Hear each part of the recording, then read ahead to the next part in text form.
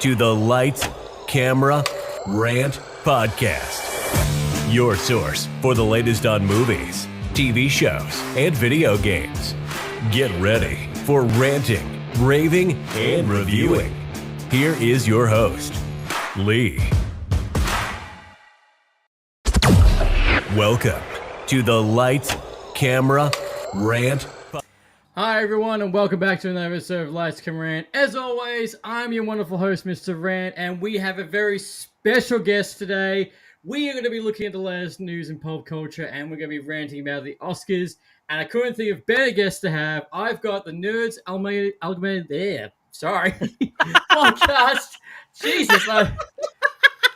Jesus Christ, podcast. So I've got the DJ and the Professor. How are you going, guys? Hey! God damn it! It's amalgamated. Oh. I've been good. It's really hot at my end. I'm drinking a nice cup of mango smoothie to cool myself down from a hot day. Good. I don't blame you because tomorrow is going to be even hotter. It's going to be 40 down here, so it's going to be. So it makes perfect sense. And don't worry, I'm double packed with drinks at the moment for this episode because I'm so excited to have you guys. Ooh, I don't know. No, and look, it's fantastic to have you both of you, and you guys like I want to talk about you guys' podcast. Like you guys started this in 2018, 236 episodes. How did this all come about? Wow, that's one hell. It started how long ago now, Professor? Like 5 years into it, or 3 years into it? Well, we just said 2018, so that gives you a hint there, DJ. It was just an idea I had back in the day. It was like, oh yeah, us three were kind of, it was me and the Professor at the time, and I was like, oh yeah, we do a bit of content creating, and I thought, hey, why don't we just do a podcast? I was like, oh yeah, and he's like, okay, cool, I'm down with it. And then we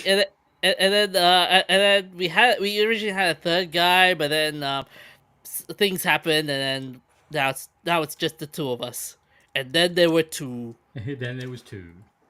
I'm just waiting for DJ to give up so the tontine kicks in. The only problem is the tontine doesn't. What he doesn't know is that the tontine has nothing, because I got rid of the tontine as soon as I made the tontine. Oh, Oops! wow. Did I say that out loud? No. We're not live at all. It's fine. As we're recording, don't you worry. Don't worry. But that's pretty good. The fact that you guys did if you guys up to 236 episodes. Yeah. Oh yeah. It was a labor of love. Past all the hard work and stuff. It was fun. Like, we learned a lot of lessons in terms of how to do podcasting and how to put your face on there, and trying to meet new friends, and getting to know people. Oh, well, that's good. And the fact you guys aren't technically part of that. What's the right word for it? It's not resurgence, but COVID podcasts, COVID pods. All born, which I am one of them. Straight up, I'm one of them. You guys are pre-COVID, so you went through through that. Oh, we were pre-COVID, and then we took a break from thanks to COVID, and then we're back from COVID. So that was one hell of a roller coaster ride. Yeah, that was a wild time, COVID. The only thing I missed the most is the traffic. I liked how there was no traffic. I missed the most. Petrol prices were cheap. Actually cheap. 99 cents. Remember the good old days when in the 90s all the petrol prices were so cheap? I miss working from home. Can't Yeah. stand commuting. Yeah, I can understand that 110%. Yeah, when I see in traffic, I'm just looking at everybody. I'm like, you know what? It wasn't that bad. It wasn't that bad. As I have to wait another hour and a half in traffic to move 10 feet. Yeah. Oh yeah, definitely. Although, and not to mention the craziness of it all, I will not miss that. No, neither will I. I'd also like to say we got on the effect on the blood moon on the YouTube. It says, "Yo, Mr. DJ, are you actually a DJ?" Oh, kinda, kinda a DJ, but not in the traditional DJ sense. So that's one way So, of putting it. so you do DJ or you do not DJ? I do not DJ, but in the terms of I go to the library, I go to a concert, and I press buttons, and I go, "Yeah, look at me, guys! This is me partying," like every other DJ. Right here. But I do make some stuff in terms of like music and music and videos on the background. So yeah. Oh, that's cool. And the professor, I have to ask for everyone who hasn't, who's listened to this, who doesn't know your show, how have you got the name Professor? It's actually my high school nickname that's just sort of stuck. People started calling me that because I was a bit of a know-it-all nerd. I can see that. Yeah. Well, as long as it sticks and you're happy with it, it's when you get a nickname that you're like, I really wish I would die and go away.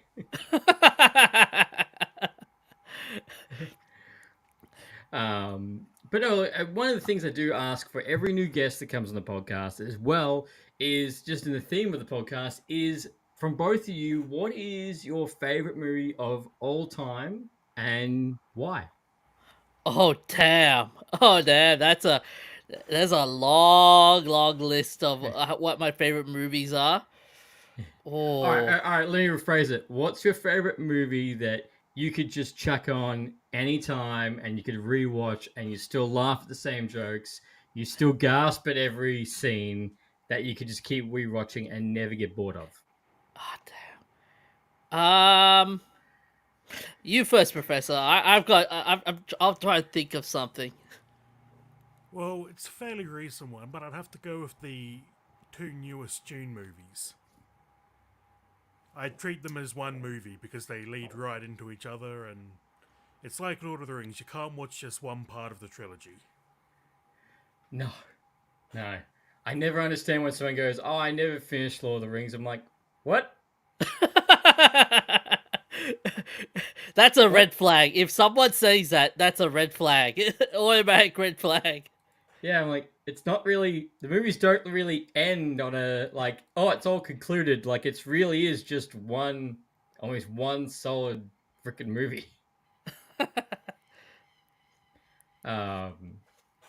So, Professor, like, those are the two movies you just rewatch again, again, again? Yeah, I've seen them. Well, I've only seen them a couple of times. I think I'm due for a new rewatch, but they've only been out for a couple of years now, so. Yeah. Oh, well, yeah, at least they're recent and on streaming. On streaming, I would assume? At least YouTube. Yeah, think- they're on Netflix, I think. Yeah. Yeah. Which, for anyone who doesn't know, Netflix is about to hike up their prices again. Oh. Yay. This will introduce a golden age in piracy, everybody. A golden age. Pretty much. I'd also like to say, for YouTube, the Galactic Core podcast has come past, saying, "Hey guys, always good to catch up with you." Nice. Yeah. Yeah.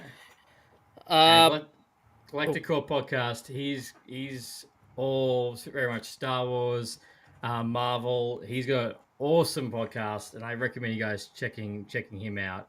He does an amazing job, and he's got a nice, awesome logo with my input, which I'm happy to help. Hey, nice. Oh, okay. So my favorite movie. Okay. This will be one movie that everyone's gonna be divided on. Zack Snyder's Justice League. All The right, hey, whoa, whoa, whoa, whoa, whoa, whoa, whoa, whoa, whoa, whoa, whoa. I knew it. What? I knew someone's No. gonna say that. No. This is the same question I ask everybody. Are you talking about the Joss Whedon version, or are you talking about the Zack Snyder version? The Snyder cut. Okay, then that's fine. But holy shit, man, that movie goes for 4 hours. That is a long rewatch again and again and again.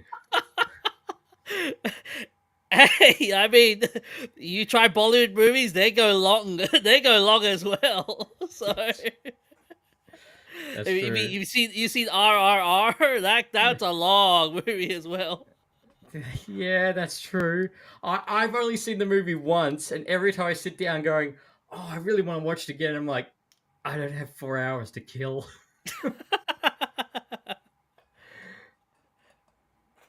Yeah, the Snyder cut was it's a fun movie. Like It is, and it is the biggest, I think, punch in the face to Warner Brothers, because when you compare it to this Joss Whedon one, you're like, my God, that is so much garbage. Like, that is just pure garbage. oh yeah. All right. Oh. The biggest the best part about that movie for me personally was the soundtrack. Like you hear Hans Zimmer just going ham on that thing. Well, even like just the flashpoint, the music when he starts turning back time, like that's such an awesome scene. And you got some Warner Brothers executive that's like, nah, let's let him go save some Russians. That would be a lot better. So, but were you leading to another movie as well, or that is your number one rewatch? That's my number one rewatch. Yeah. Now that's a solid choice, and that's and we also did get Jared Leto's Joker one more time. the better, but like the good version, not the crappy version we saw on other DC related stuff. What do you mean? He was really good in Suicide Squad. The Suicide Squad that nobody wants to remember. Yeah, oh yeah, that one. Yeah. Yeah. That's yeah. It's funny. I've never gone back and rewatched that, but I think I've rewatched the James Gunn one like 3 times. Oh yeah. Yeah. Because I'm like, wow, this is so much better. So much better. But no, they're both really good choices. Here's probably another one. What is a movie you can't stand? You can't stand. You know what?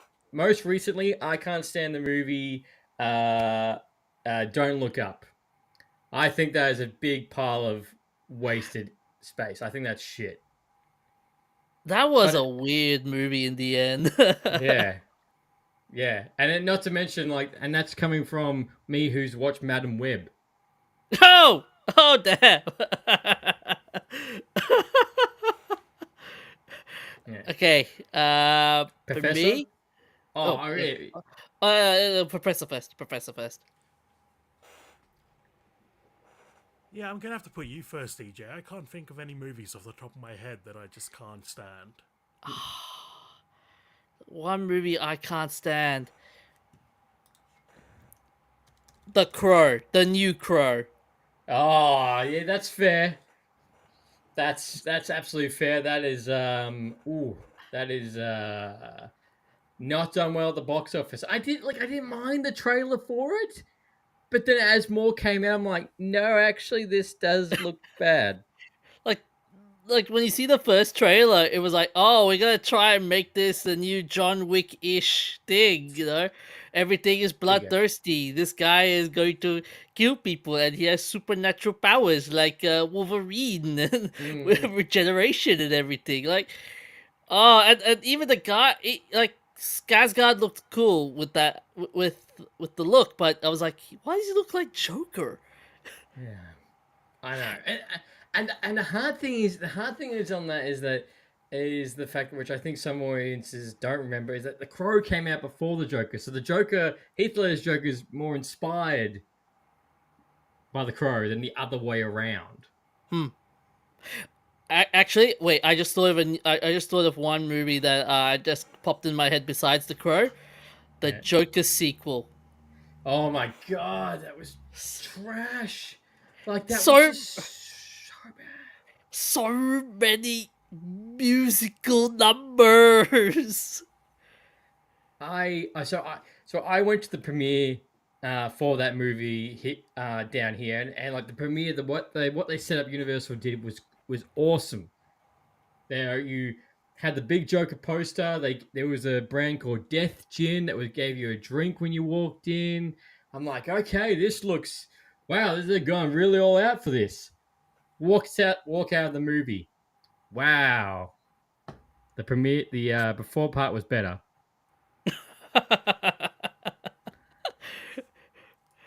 And then the part where at the end where you're like, what why why'd you do that? Yeah, I know, and I tell everyone, I'm like, I tell everyone who goes, "Oh, should I watch the movie?" I'm like, it's more just an epilogue. Like, there's no, like it's really just an epilogue. This is a tag on. This is a short film. You could have just tagged onto the first one. Does not deserve a full film thing. Yeah, that was yeah. I know. I agree with you. It was just that it's just an epilogue. You're right. Yeah. Oh, there was so much hype for it as well, which made it even.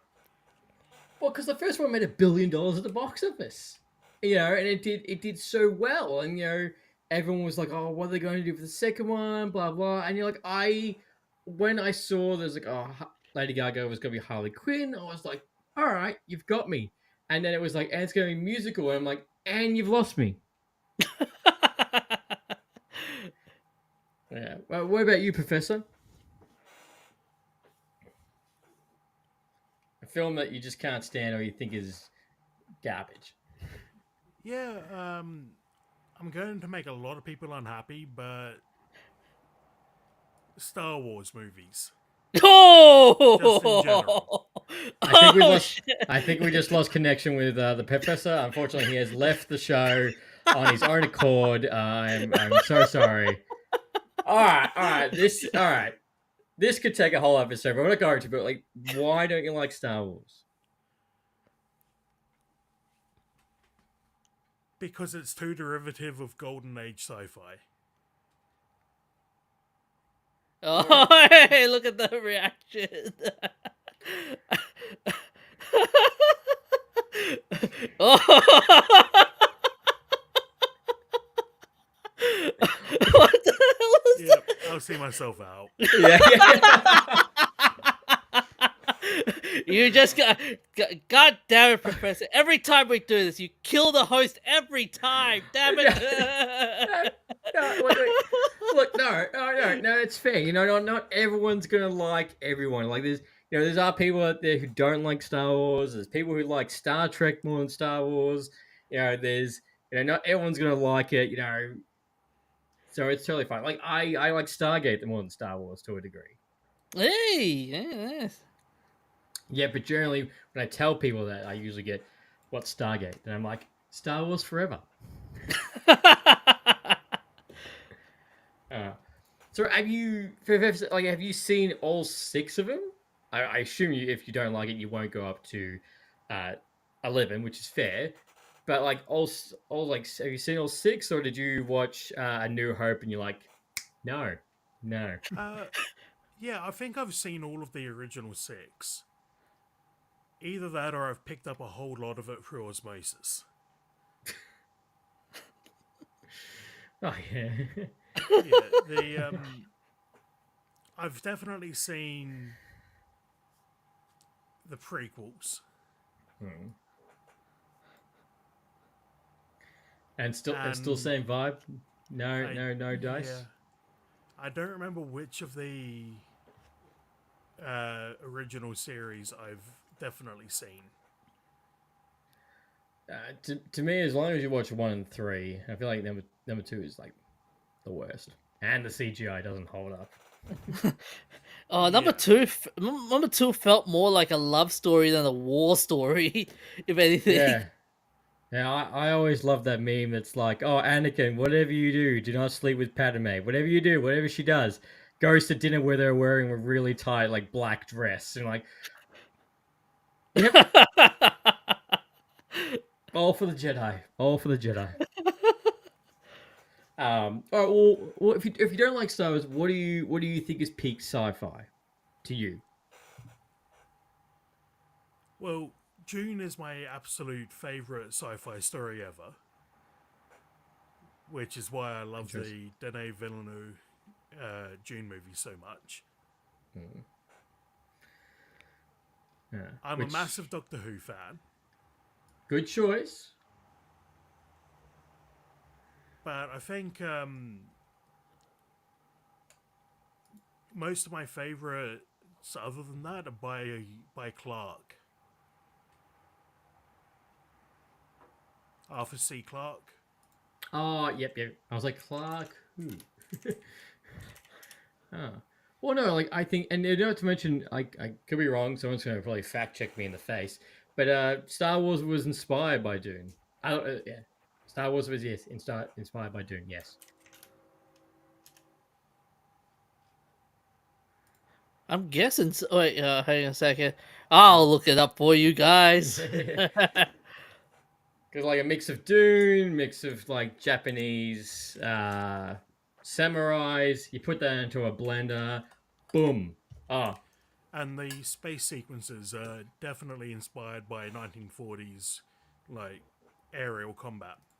Yes, that's also right as well. And I think some of those scenes you can always do frame for frame for those movies, and it's always exactly the same.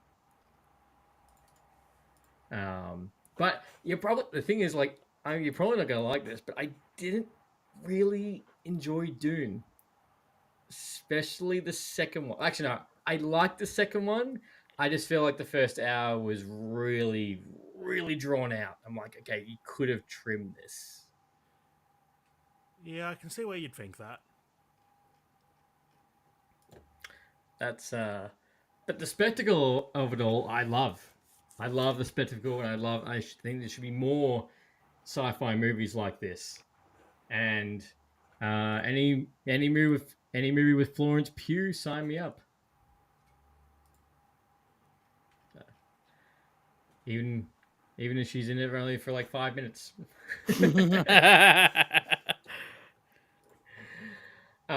Which 2026 we got Dune 3 and Batman 2, which finally should come. But I'm pretty sure I could be wrong. I think Dune's going up with it against another movie at the same time. I think. Oh yeah. Like a back-to-back, like a versus movie, like what we're getting this year with Fantastic Four and Superman Legacy. Sorry, Superman.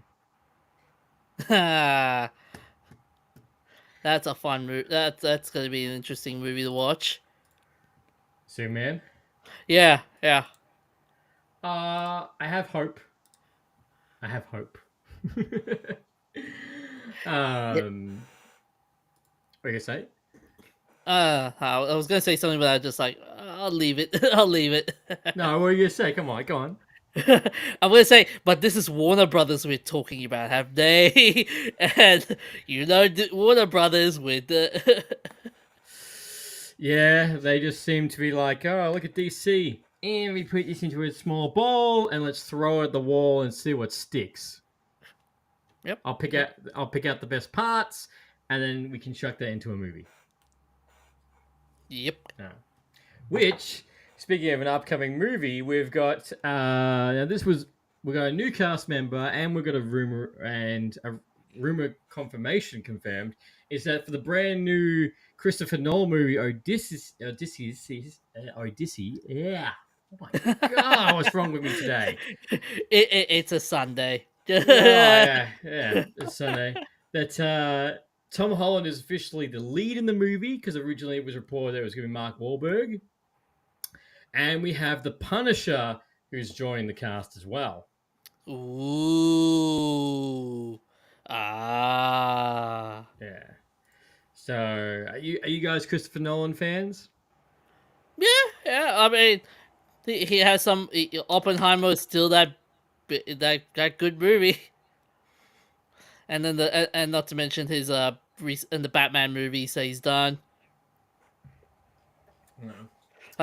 Aside from those two, like Nolan's a good director overall to watch. Although some movies you get confused at, like Tenet, for example, which I'm still confused by that. It is confusing as shit. Like, but I appreciate the idea of like what he's done with that movie. I'm like, yes, you do get to the bottom, and you're like, and okay, yep, it makes sense. Okay, it makes sense. Like, it's just the way that's shot, I think, is incredible. But a movie I recommend, if you haven't seen it, one of Christopher Nolan's, which I always recommend to everybody watch, is called The Prestige. Oh yeah, Yes, yeah. movie. That is such a good movie. It's got an absolute stellar cast, and it's very much like Inception, where you get to the end of it and you're like, what the fuck just happened? What? Like, what? Which is so good. And there's another movie which I haven't watched of his that gets highly rated on IMDb. It's called The Mentalist, I think it is. That's a TV show. Not The Mentalist. It was right before Batman Begins. Film listing. There's the Insomnia movie, Prestige. Memento. Oh yeah. That's good. That's another good one too. Memento. I haven't seen that, but that's one that's really good. It's high on IMDb, and I do want to watch Insomnia again because Insomnia is one of those rare movies where Robin Williams is the bad guy. Oh, he was crazy in that movie. I'm gonna have to check that out now. Which I've never one? seen Insomnia. Yeah, and so it's Al Pacino, Robin Williams, and yeah, it's like similar vibes to like 1 Hour Photo, where Robin Williams wanted to play as a psycho killer type of style.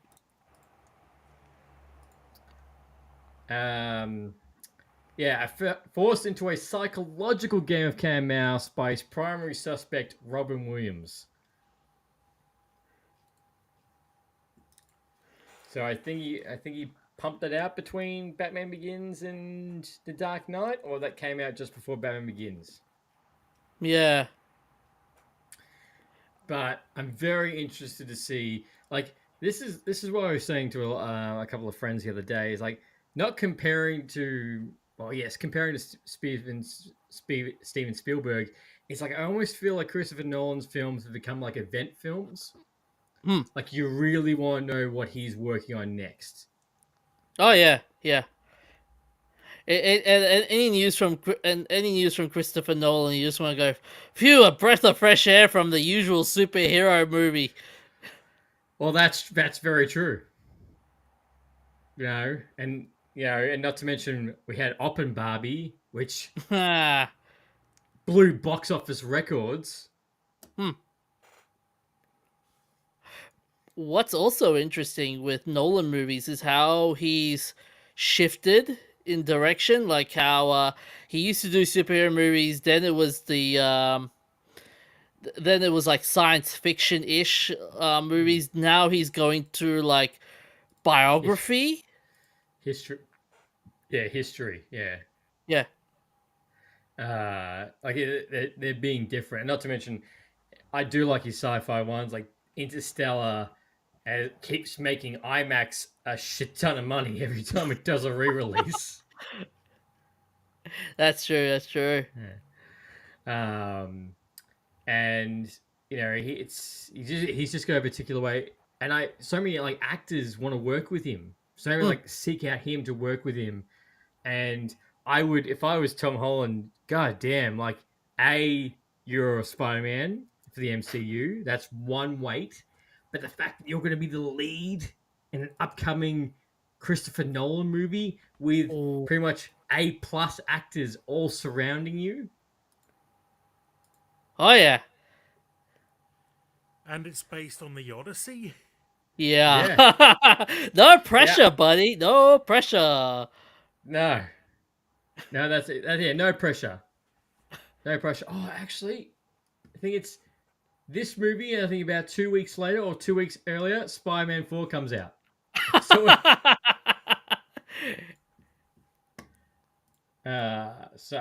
he's about to make box office money. But are you guys looking forward to this new film from him? Like, is it like you're still gonna buy a ticket, or you're like, I kind of wish he would do another sci-fi one, or he'd go do another superhero one?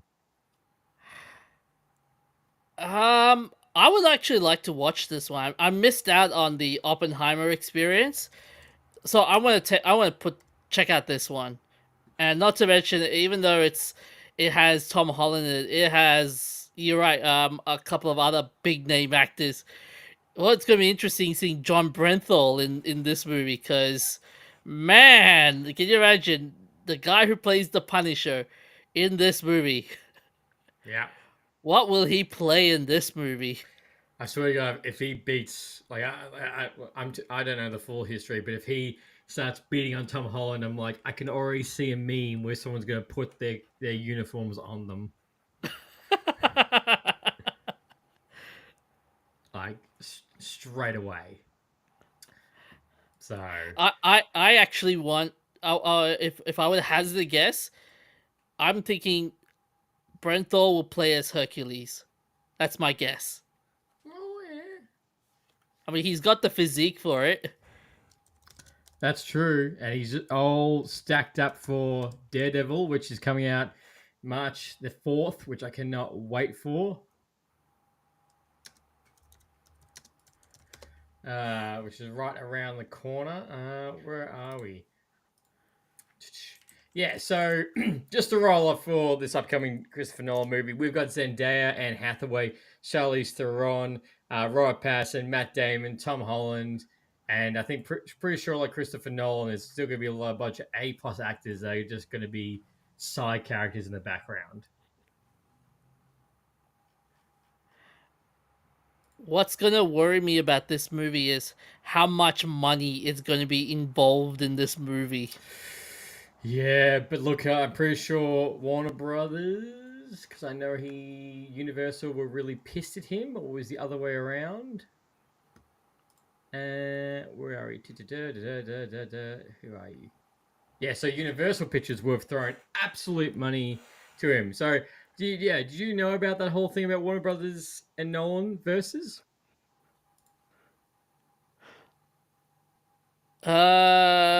I don't think so. I've heard rumblings about it, but not the whole thing about it. Yeah. So essentially, what happened? So you're Warner Brothers. You've been working with this director. You've been giving him absolute money again and again to make these massive movies, which have paid in dividends every time it's released. So what he got really pissed about was that they had a fight because of Tenet, because Tenet came out during the COVID era. And it was that whole thing about Tenet going on to streaming at the same time when it got released to make the money back, and this whole back and forth. And in the end, Christopher Nolan was like, nah, I'm not working with you again. Left him. Warner Brothers sent him a letter trying to get him back for Oppenheimer, was offering him a shit ton of money, and he still said no. So he jumped to Universal. Yeah. And I'm like, wow. Whew, talk about how to... Yeah, imagine if someone doing that to Steven Spielberg or somebody that you just lost a Oh, director of this caliber. that would have And been not to, terrible. and not to mention how much money Oppenheimer made. Is that including the DVD sales and all? Well, yeah, it would have been. It would have been everything. Yeah. It would have been everything because of that. So Universal will be like, sure, come along. Where I'll get my checkbook out because we can't keep making Fast and Furious films. Oh, I can see the family memes. Yeah, because we're family. I think my favorite was always Mufasa falls off the cliff, and then Don Trillo somehow his car flies past the cliff and grabs Mufasa and be like, "No, we're family." I'm like, "Oh, cool." It's not absurd that would actually happen. Hmm. So yeah, but yeah. Mike, Sorry. I was gonna say my question for this entire movie is gonna be: the Odyssey is a huge, huge story. What parts of the Odyssey are they gonna use? Well, that's my other question as well. Because when I was researching it, I'm like, how is he going to condense this into a movie? Because the Dark Knight trilogy is the only films that he's done a sequel to. He's never done a sequel to any other film, so I don't think he'll be turning this into a part 1 and part 2. Yeah, I could see that. Yeah, I could see it, but at the same time, I'm just like, oh, like I said, it's a big story, so you could do you could do the Snyder Cut edition. Yeah. God, that would be incredible. Well, what do you think, Professor? Yeah, I'm hoping. I don't normally hope for movies to be split into multiple parts, but this is one case where I think it's really going to have to be split into 2 or maybe 3 parts because the Odyssey is so dense. Well, if we get back to back, like 26 and 2027, back to back films, that'd be pretty cool. If marketed right, then I think it will do well. Yeah, well, I think I think probably it may, because it's a little bit different to what is coming out at that time, I think it will make its money. Considering, like, for example, like Gladiator. Like, Gladiator was very different to what was coming out that time. Like, it's not superhero-ish. Being a semi-history thing.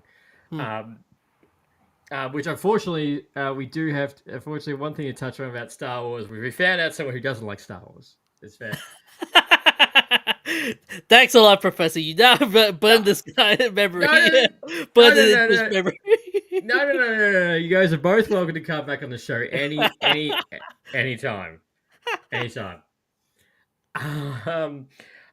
There are reports going around that Natalie Portman's looking to return as Padme in Ahsoka Season 2, which we will get after the Mandalorian and Grogu movie. And the other thing is, which I think is a bit of a stretch, and how I don't know how this is going to look, is that Ryan Gosling is apparently in the talks to star in Sean Levy's Star Wars film that is meant to be set away from the Skywalker saga. Whoa, Ryan Gosling in a Star Wars movie. Is it okay? I will if Mark Hamill was still doing the Luke Skywalker movies, I would have loved to see a musical dance off with Luke Skywalker and Ryan Gosling. Or, am I Ken enough? No, am I Luke enough? I'm just Jedi.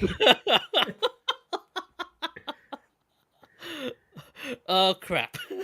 Yeah, I think like when I saw that Sean Levy was going to be looking at doing a Star Wars film, I was intrigued because I'm like, all right, Free Guy wasn't too bad.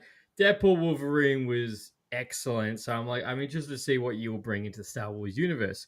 In the same time, is I feel like what's been a detriment to the Star Wars universe is I feel like Disney and Star Wars have been like, oh, this, you get a Star Wars film, you get a Star Wars film, you get a Star Wars film, and then 6 months later, we're canceling them all. Here's something else entirely again. Yeah. That was a funny. That's a fun. Star Wars is a funny franchise, a very funny franchise. Yeah, like it's just like, oh, you're getting a Rey movie. Oh, Rey movie is delayed. Oh, you're getting Rangers of the Galactic, Rogue Squadron movie. Yeah, no, you're not. Patty Jenkins is gone. Oh, actually, no, it is coming, but in a different style. Yeah. Ah, damn. And I don't- they're all legit. Yeah. I don't know, man. Ever since the Acolyte, and how much of a terrible show it was. Then there was the Skeleton Crew, which kind of was good, and then I was like, okay, there's a little bit of hope, and then yeah, it's there. It's a little bit. There's a little bit of hope, but I'm like, ugh. Well, I didn't mind the Acolyte. Three quarters of it was bad. The lightsaber battles was cool as shit. I like Skeleton Crew, but it didn't really affect anything in the major universe. But I have no doubt that the Mando and Grogu movie is going to make bank. Oh yeah. Yeah, everyone loves Grogu. Oh yeah. Yeah. And I would love the fact if it makes a lot more money than the last Jedi and the Rise of Skywalker. I think that would just be fantastic. Yeah. I mean, we can all dream of that moment, but I'm not sure whether that dream will come into a reality. I could see it making more money than Rise of Skywalker. Because it'll be about 9 or 10 years since the last Star Wars feature hit the big screen. Wow, okay, I did not know that. I think Skywalker was 2018 or 2019. 2019. Sorry, it won't be 10. It will be 7 years. Wow. Since the last Star Wars feature film. And again, I think with kids, Grogu, and the fact that, pretty much everyone except for the professor likes Mandalorian, so it's yeah. I want to see what popcorn cups come out of this. Yeah, that's true. Oh, it's just Grogu's head. You just put your hand on top of his head and take the popcorn out.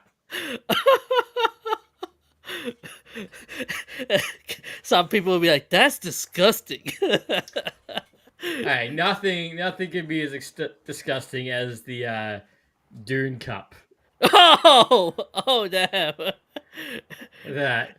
No. Like, I appreciate the cup, but like you put some butter on that, and that's anyone's game. Yeah. When I saw the first photo of that, I was like, no.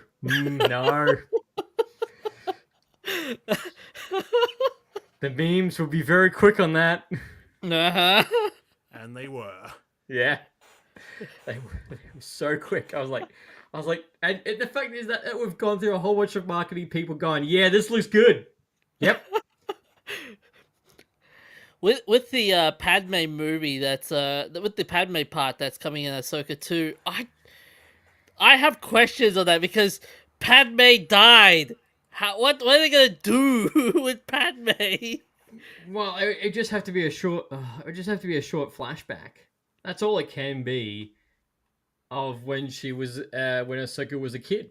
That's all it can be for her is, and if Anakin does come back, if Hayden Christensen comes back, that's the only way. And that's gonna be so weird. Just like, hey, Anakin, hey, Padme. Like, oh, what the heck am I doing here? Yeah. which I think Natalie Portman would be up for. I think she would say no, because like out of like a lot of people who have come back and done cameos, she she last played the character in 2005. Wow, 20 years. Holy moly. Yeah, it'd be about 20 years, and she still looks pretty much the freaking same. I just can't wait for the updated memes of the whole Anakin. So you're back. So does that mean you've turned into a new path? And then Anakin just looks on. Have you? No, I like the memes where it's like, oh, where have you been, Anakin? Oh, I've been out on patrol with my teenage Padawan girl on a planet alone. Yeah, I'm back. But what are you gonna say? I was gonna say, like, with Padme's part in this one, so are they gonna continue on from the Clone Wars? The Clone Wars series, or are they gonna there'll be a lot of references from the Clone Wars, so that new fans will go, okay, I have not seen this show. Yeah, yeah, I know. That's one thing is if someone says to me, "Oh, I watched Ahsoka, but I didn't understand this part. Oh, it's from the prequels. I haven't watched them." I'm like, how old am I? how old am I? Don't talk to me. But no, I think if she comes back in a very small part, I think that would be good. I think it'd be great. I don't think it'll hurt the overall of her coming back at all. It just depends on what type of part she has. Because with Hayden Christensen coming back for Ahsoka was fantastic. Oh yeah. That was brilliant. But yeah, Star Wars is in a very weird place right now. The entire franchise. But very interesting seeing where it's going to go moving forward. Now, Benedict Cumberbatch has recently said in an interview that he said the fact that Doctor Strange 3 is in the works, and apparently they're going to start filming next year. He also said that before the massive change, he was going to be in the Kang Dynasty. That's not happening anymore. He will not be in Doomsday. Well, this is what he says right now, but apparently he will have a major part in Secret Wars, which makes perfect sense. Okay. Yeah, that makes sense. On why that's happening. Because, apparently it was like, oh, is that spoilers? Oh, screw it.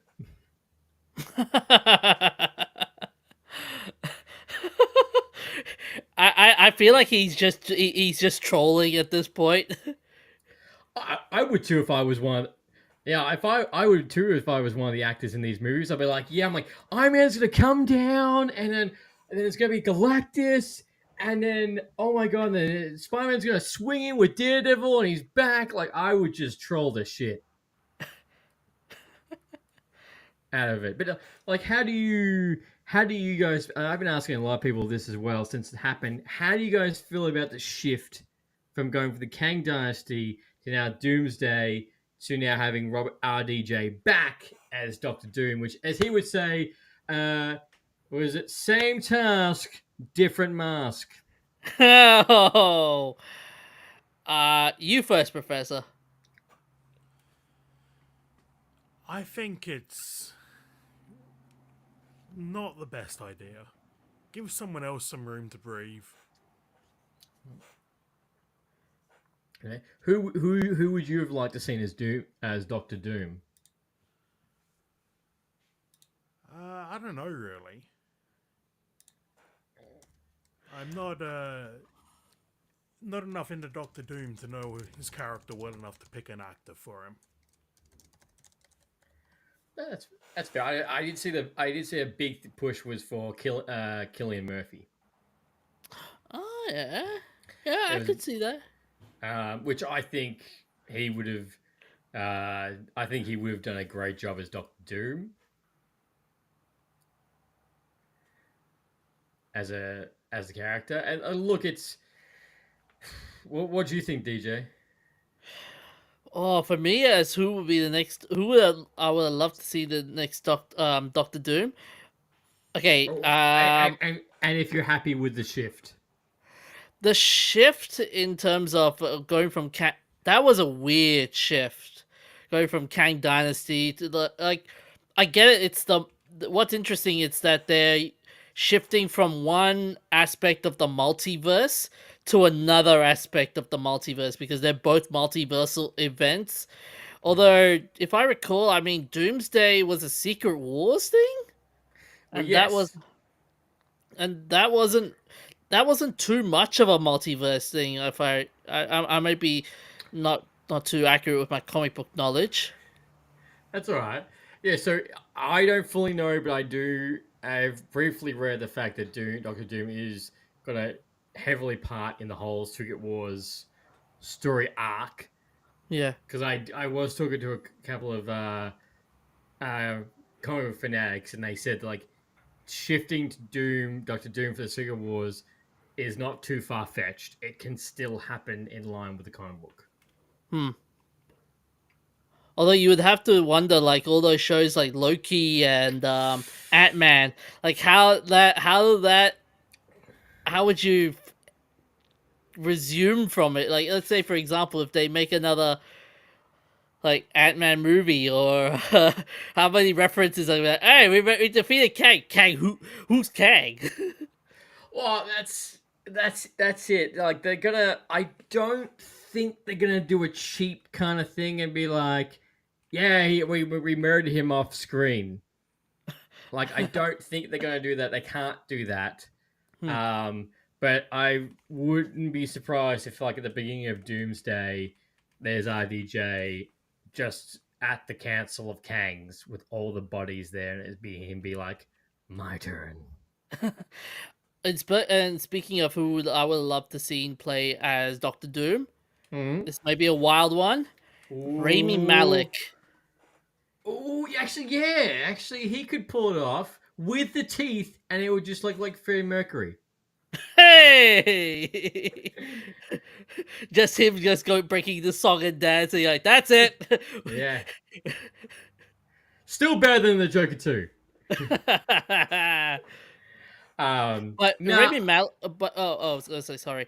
I was gonna say Rami Malek. He did well in Mr. Robot as like this like doomsday looking guy. Like he would have been perfect. Like he had like from the Mr. Robot series. Yeah, I think he would do a good job as well. That's the thing is, like, there's a lot of people, who you've got, what's the storyline, like, that's the thing. So my argument to a whole lot of people saying it shouldn't have been RDJ, I'm like, look, there must be a lot of meat in the script for RDJ to come back, I feel. But my big question with RDJ coming back as Doctor Doom is, how would you, like, because the character Iron Man is dead and he's coming back as Doctor Doom, like, so is it going to be Tony Stark in a Doctor Doom outfit? And the whole idea is just like, okay, the stakes of him dying in Endgame and Infinity War is just meaningless. Like, his sacrifice was meaningless now that he's back. Well, no, he's not back. It's Doctor Doom. Iron Man isn't back. Yeah, but Tony Stark is back. Well, we might not see. We might only see his face for like 2 seconds, and then he's going to wear the mask because Marvel's going to do the full suit. Oh yeah, they're going to do the full suit, and I was saying again, I was saying this to a friend the other day. I'm like, that suit, I have no doubt, is going to look comic book accurate and going to look sleek as shit. Okay, but is that suit? Do you remember the last time they did Doctor Doom? Yeah, it looked cool. Oh no, you're talking about the 2015 garbage with Josh Trank directing that reboot. Not only that, the other one, the 2002 edition. I think Doctor Doom was one of the best parts. The suit and everything I thought looked good. Yeah. It looked a lot better than the 2015 reboot that looked like Bender on meth. Oh damn. I agree with you there. Trust me, look at the photo right now and you'd be like, yeah. Like they've even retconned his origin as well. Like in the 2015 version, I think he was like some activist or something like that. yeah. That's another terrible, terrible movie. Which, talking about the Fantastic Four, I have seen a real recent rumor that we will probably in the first teaser trailer at the Super Bowl. Ooh, that's going to be an interesting thing. Yeah. Which if I was Disney, I would do that. I mean, because we've got the trailer for Cat 4, we've got the trailer for Thunderbolts, and Fantastic Four is their last major release for the year.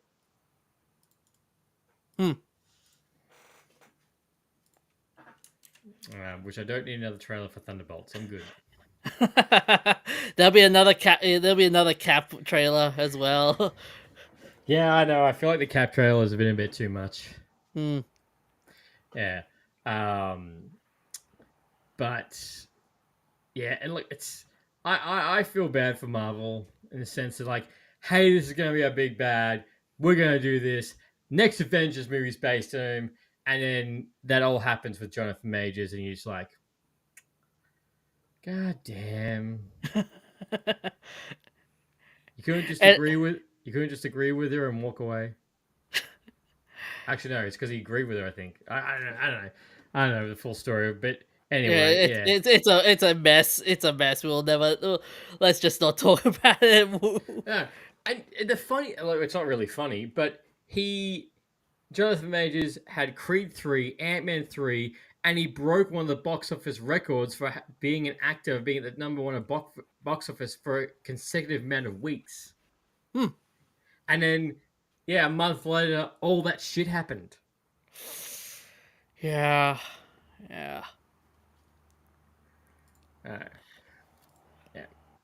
It's going to be interesting what his story goes to next, but I don't have much to say on that story. I haven't really caught up on that one, to be honest. Oh, it's pretty much dead now. It's pretty much dead. Like there's not much to it anymore.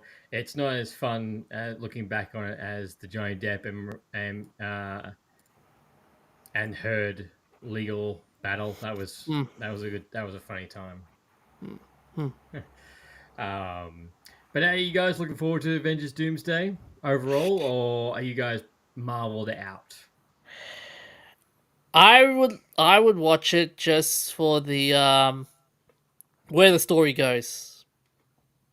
So it's how far. So what? How are they gonna? How are they gonna continue the story with after Endgame? So that's my view on it. I am so burnt out on it. Yeah. That's fair. Well, are you guys looking forward to Daredevil or Cat 4? I'm looking forward to the Daredevil. Yeah, I mean, it's been a while since I last saw I need to rewatch the Netflix series now just to try and catch up again. But with the Cat 4, I mean, I've heard like places where they're saying like there've been reshoots and there's budget reshoots and budgetary stuff, which like some are saying it's been debunked, some are saying it's not debunked, and it's a mess in its entirety. So we'll see how I would watch it just for the sake of Gina Carlo, him in the movie. Unfortunately, yes, there has been a lot onto that for the Cat 4. Look, I think it'll be a good time. But if I'm comparing to all the 3 Marvel movies that are coming out this year, I think Fantastic Four is going to be the one that's going to take the cake this year.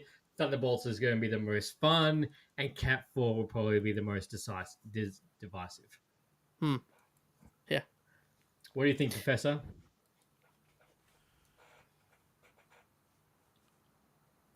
I really can't weigh in on this. I don't know enough about them. Now that's fair. Well, Professor, what movie are you most looking forward to this year? I don't know. I've sort of not been into movies recently, so I haven't been following anything. What about TV shows? TV shows, catching up on my backlog, really. Hmm. What about video games? I know everyone's default is GTA 6. No, I'm looking forward to Doom: The Dark Ages. Which we are going to talk about. Which the trailer looks absolutely sick, and we got a release date for that. Oh, it looks so good. My God.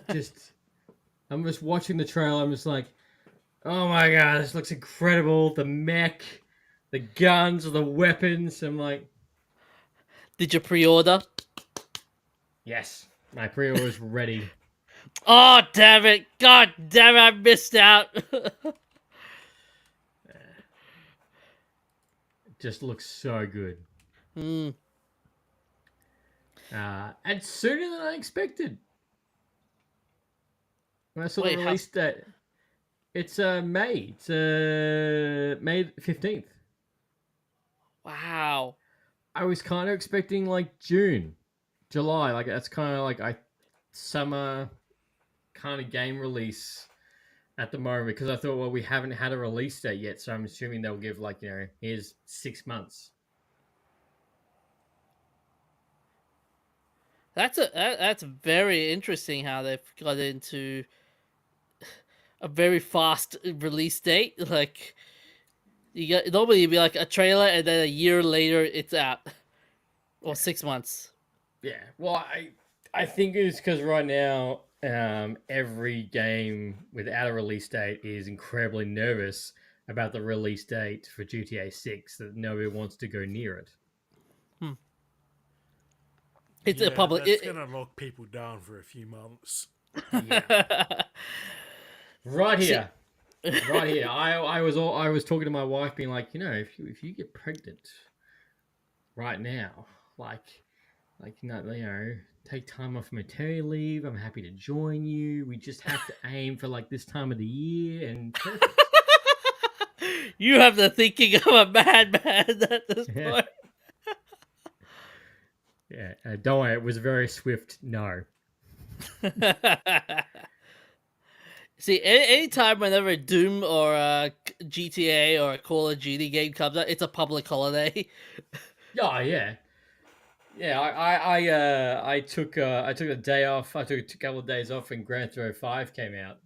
I said to my boss, I'm like, I need these 2 days off, and she's like, isn't this the days of when the game you've been talking about is coming out? I'm like, yes. Yes, it is. Why? She's like, oh my God. And she signs it.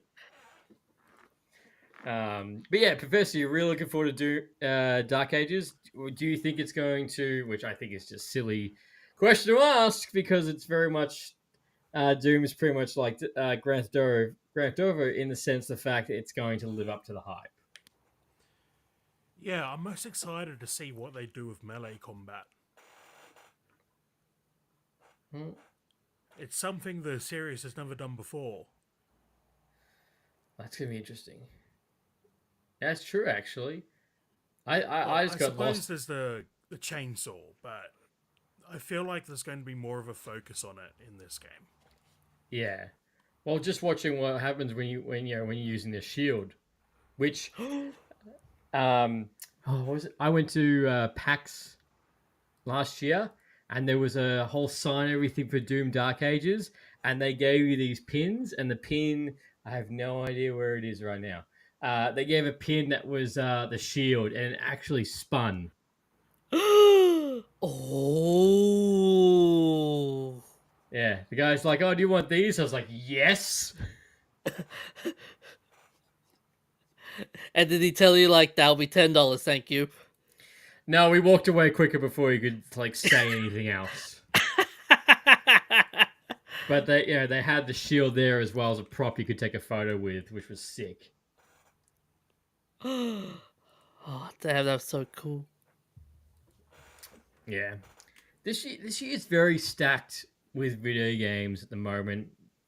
Besides GTA 6 and Doom Dark Ages, probably my other pick in the top of my head that I'm looking forward to is the Mouse PI game. I don't know if you guys have seen that. It's like a first-person shooter. It's black and white, like Mickey Mouse. Oh, I've seen something about that. Like I know it's not gonna break like gaming box office records, but I think it's gonna be like a fun, tight knit game. And the funny thing is, the developers were actually at PAX last year, and then on top of that, they were actually talking about how they contacted the guys at the studio that makes Doom and were asking on their feedback on how to do the combat and the guns and everything. Ooh, that would. Can you imagine both of those games Yeah. do a crossover? Oh, that'd be awesome. So that's probably another one I'm looking forward to. And I don't know if you guys know it. There's a game coming out called Judas, which is made by the same guys who were the brains behind Bioshock.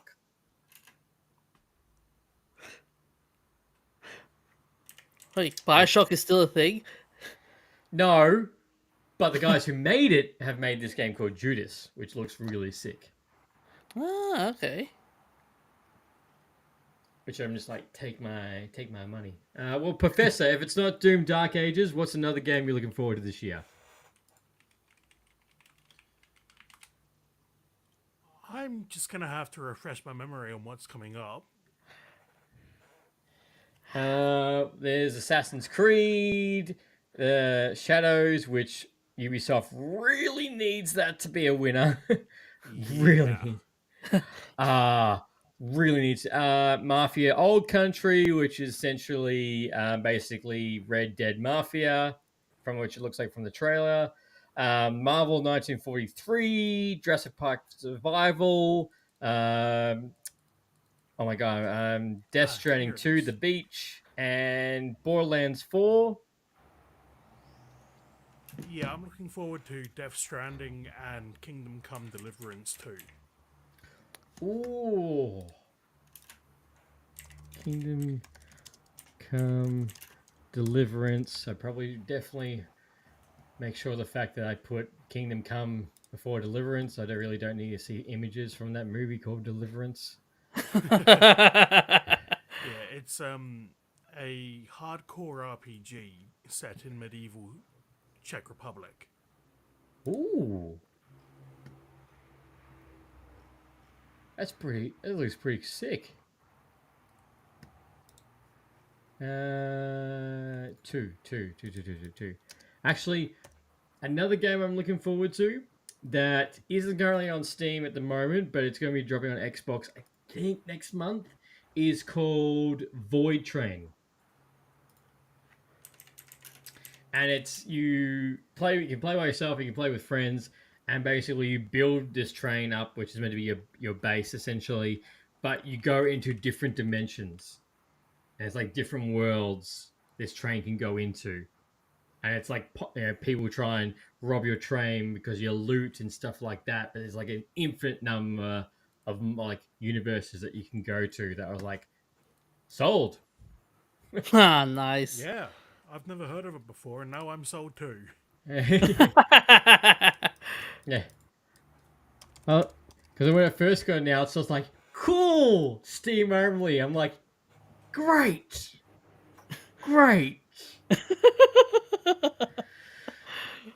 Oh, and then when I saw it was like, oh, coming to Xbox, I was like, oh.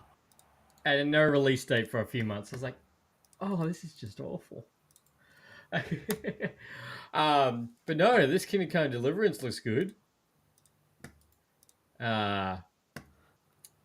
Going to it, yeah. Which is, oh shit, it's actually releasing next week. Yep. So I'm guessing it's good that we record now because you might be disappearing for a long time, Professor. Yeah, well, thinking of replaying the first game before I play the second one, so I could be gone for quite a while. It'll be a while before I come in and go, Professor, are you there? I think your next few episodes are gonna be by yourself. Which I'm just looking at right here. It looks like the game hasn't even been released yet, but it's already got a controversy with it already. Ahead of the game's release, the parent company of Warhorse Studios published an update code of conduct for users on the game's Steam community forums in response to rumors and discussions regarding the game. However, in response to community feedback, the code of conduct was amended days later. The situation was clarified by Warhorse community, blah, blah, blah. Meaning that did not have its effect. Saying that the code of conduct was hesitantly copied from another game by the managers.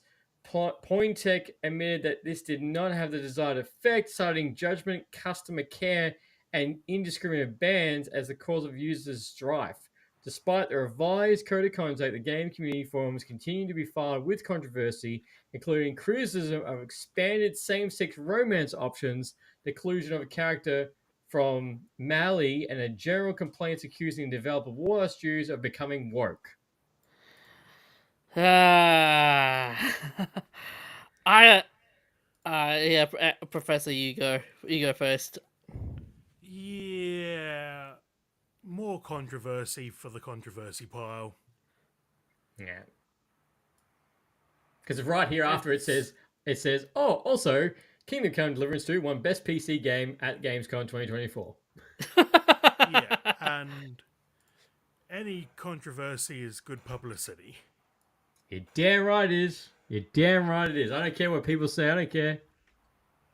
This podcast is on every single platform. You got Spotify, you've got TikTok, you've got Grindr. It doesn't matter the audience. Ooh, Grinder, eh?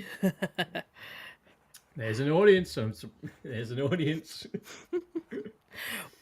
I don't know, man. I mean, the whole, like, it feels like nitpicking, the whole, like, oh, there's same-sex romance option, the inclusion of a character, and other stuff. It feels like it's just nitpicking. I know you can't win. It's you know if you can't make a character that can sleep with everybody in the game, people be like, oh wow, the game's so restricted, or you can't do this or you can't do that. And then when you do give people the options, they're like, oh wait, that's too much, or that's wrong. Yeah, there's extremists on both sides who you'll never be able to satisfy. No, there's not. But the thing is, like, when people are like, oh, it's so woke, I'm like, it depends on the situation. Like, if the game's just being more inclusive to everybody, I think that's fine. But if it forces you to do something that seems odd, then that can be seen a little bit woke. Or probably my thing is, to me, is like when people change characters for a particular movie, I'm like, you don't need to do that. You don't need to be that inclusive. If you say this is just a reimagining, that's fine. I won't think twice about it. But if you forcibly change something to be in that more woke category, I'm like, you don't need to. Yeah, you. Oh no, sorry. you can go. Can I go? I was gonna say I agree with you there. I agree with you. Yeah. It's gonna sound so terrible. I saw a meme the other day that's like a picture of what was it? The Little Mermaid. Oh, And the Little Mermaid's going, no, that's the surprising. The Little Mermaid's like in a horse and cart, and then someone showed the same frame of it in the Little Mermaid, and the horse is white in the Little Mermaid, and it's black in the live action movie. And someone tweeted saying, "Wow, not even the horse was safe."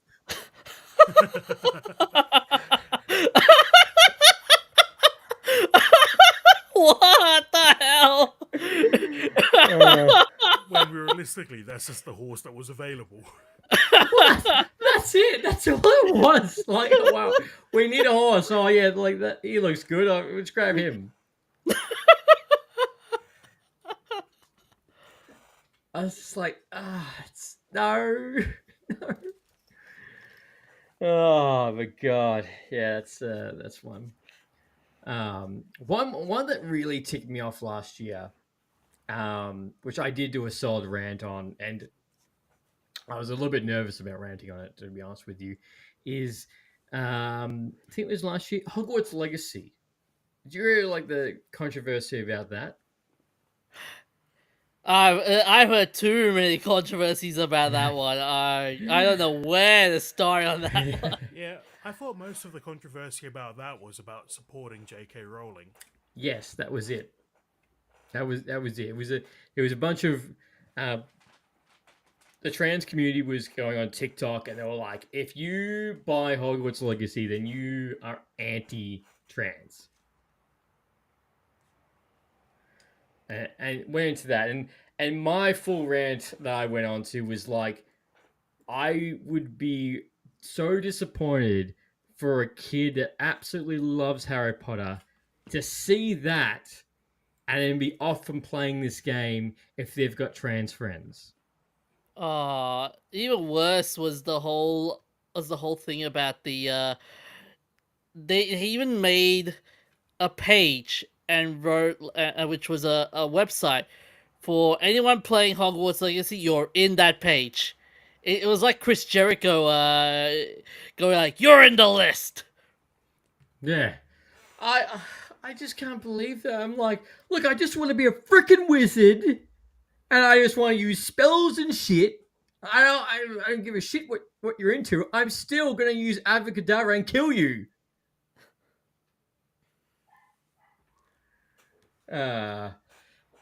Which I know will probably be turned into a clip later on when 10 years down the track, and I probably will be, be cancel cultured for that just then.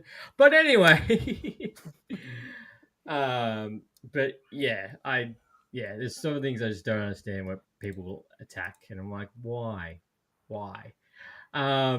Also, I also would say, moving on, we have also got have you guys seen Ted, the TV show?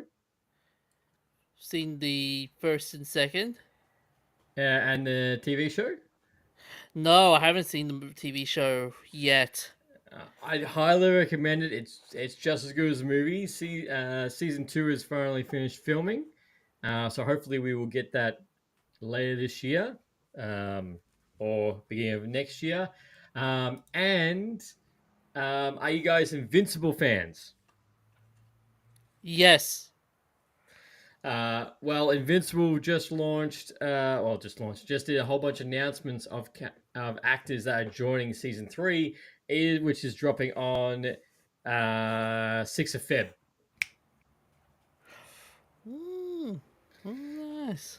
So we've got Aaron Paul, we've got Simon Liu. So we've got Jesse, we've got Shang-Chi joining the cast. It looks pretty good.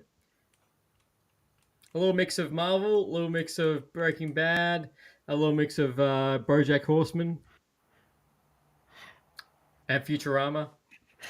Oh yeah. I would have loved to see Bryan Cranston in Invincible at this point. Yeah. Just. Have you guys ever seen the extra scene that's on the last season of the DVD of Breaking Bad? That's the Malcolm in the Middle reference. Yeah. Oh, yeah. Yeah, where he wakes up and he's like, well, that was a weird dream. Yeah. Oh my god, I was a drug dealer. I cancer. Like, oh my god. I'm like, I love that. I thought that's yes.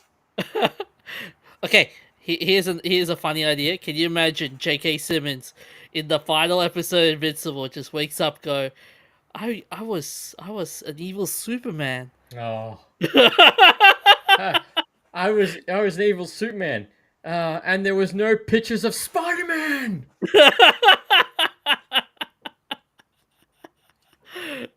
And I kept thinking, I kept talking to this kid named Mark.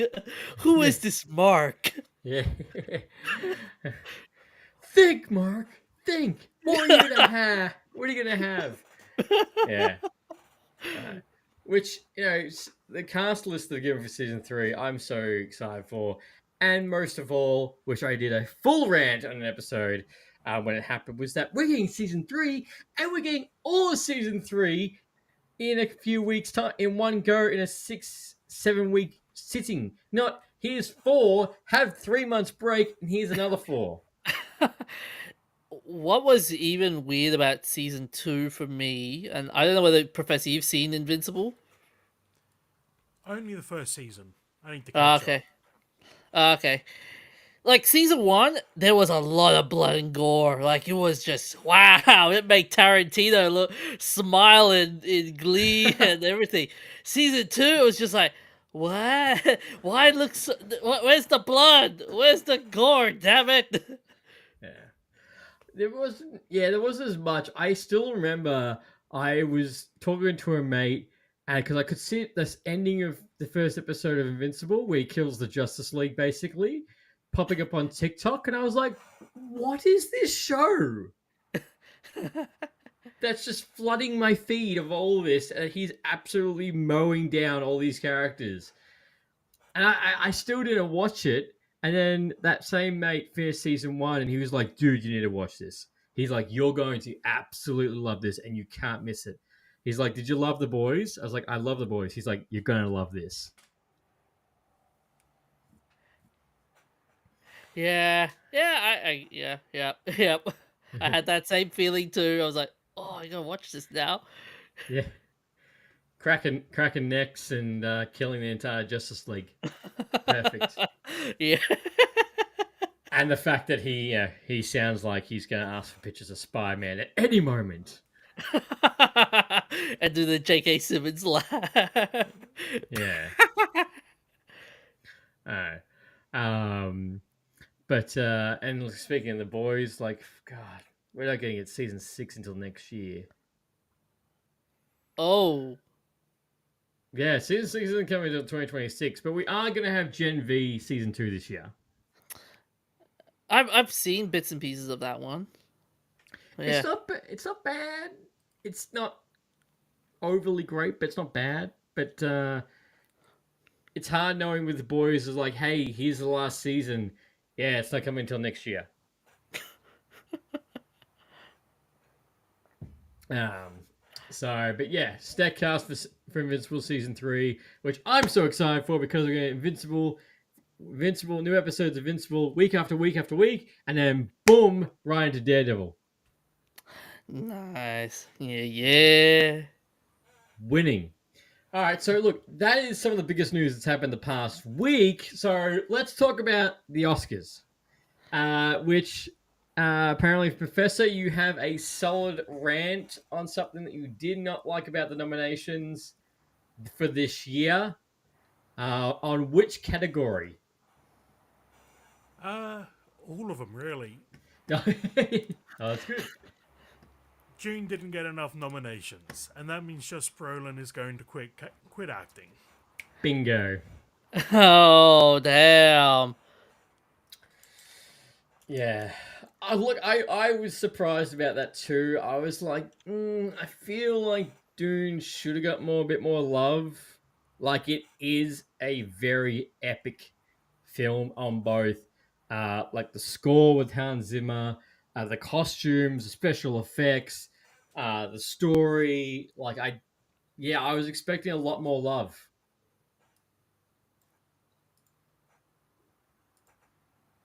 Going into this. Because, for Best Picture, we have Wicked, Substance, Nickel Boys, I'm Still Here, Emilia Perez, which I think is the film that has the most nominations, which I don't think I've spoken to anybody has recommended this film to me or to watch, to look at, or has told me it's a great film. Dune Part 2, Conclave, The Complete Unknown, The Brutalist, and Anora. God damn. Yeah. Why Deadpool and Wolverine's not in there is what I'm like, come on. You've got to be shitting me. Like, No, I'm being serious because I think that's a better film than Wicked. And Wicked came out not how long? It came out just earlier last year, late last year, didn't it? It did, so it snuck Yeah, in. very late. Yeah. Yeah, it did. So, and look, if I haven't seen Substance yet, but I've seen nothing but absolutely fantastic reviews for that. Hmm. So I think I would be happy as long as Wicked doesn't win.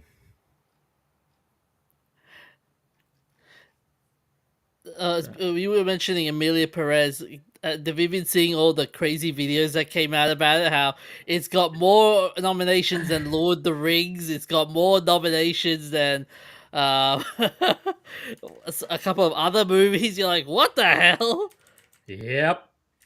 Yeah, it has. Yeah, I was like, I don't think that's justified. You can't give me a film that you can't tell me this type of film is going to be better than Lord of the Rings. Like, I know the Dark Knight trilogy is better than Lord of the Rings, but like, yeah, that's a different story. But in those films, like, which one do you guys think will be the winner? Which one do you think is going to take the cake? Ooh, that's going to be a tough one. A very tough one. Professor, you go first.